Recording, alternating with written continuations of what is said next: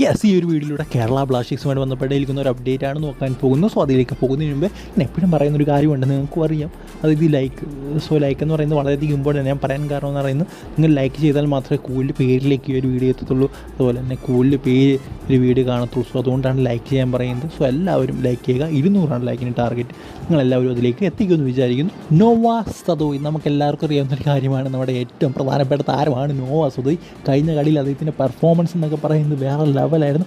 അദ്ദേഹത്തെ പിടിച്ച് കെട്ടാനേ സാധിക്കുന്നുണ്ടായിരുന്നില്ല. ചെന്നൈയിൻ FC ഓവൻകോയിൽ തന്നെ പറഞ്ഞു, അത് ഓവൻകോയിലോട് ചോദിച്ച് കമൻറ്റേറ്റർ തന്നെ പറഞ്ഞു, നോവാ സദോയ് വലിയ പ്രശ്നം തന്നെ നിങ്ങൾക്ക് ഉണ്ടാക്കിയല്ലേ എന്ന്. സോ അദ്ദേഹം പറയുന്നുമുണ്ട്.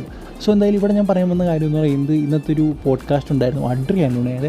സോ ആ ഒരു അഡ്രിയാനോയുടെ പോഡ്കാസ്റ്റ് അദ്ദേഹം പറഞ്ഞൊരു കാര്യമാണ്, ഞങ്ങളുടെ കുറച്ച് പൈസയുണ്ട്, അതായത് ബാർബിക്യൂ അങ്ങനെയുള്ള സംഭവങ്ങളൊന്നും നിങ്ങൾ നടത്താറില്ലേ, ഗ്രിൽഡ് ചിക്കനൊക്കെ ഉണ്ടാക്കാറില്ലേ എന്നൊക്കെ ചോദിച്ചപ്പോൾ അദ്ദേഹം പറഞ്ഞു, ഞങ്ങളുടെ കയ്യിൽ അതിനുള്ള പൈസയുണ്ട്, ടീമെല്ലാം കൂടെ പിരിച്ചെടുത്ത പൈസയുണ്ട്, ബട്ട് ഈ വർഷം ഞങ്ങളതങ്ങനെ, അതായത് അങ്ങനത്തെ പാർട്ടി പോലത്തെ സംഭവമൊന്നും ചെയ്തിട്ടില്ല എന്ന് അഡ്രിയാനോട് പറഞ്ഞു. ഞങ്ങളുടെ കയ്യിൽ പൈസ ഉണ്ടെന്ന് പറഞ്ഞു. സോ എങ്ങനെ ഈ ഒരു പൈസ കിട്ടിയെന്ന് അദ്ദേഹം പറയുന്നത്, ഞാനാണ് ഈ പൈസ പിരിക്കുന്ന ആൾ. അതായത് ആരെങ്കിലും ട്രെയിനിങ്ങിനൊക്കെ താമസിച്ച് വന്നു കഴിഞ്ഞാൽ, അല്ലെങ്കിൽ നമ്മുടെ റൂൾസൊക്കെ ഫോളോ ചെയ്യാതിരുന്നു കഴിഞ്ഞാൽ, അങ്ങനെയുള്ള പല കാര്യങ്ങളിലും ഞാനാണ് പൈസ പിരിക്കുന്നത്.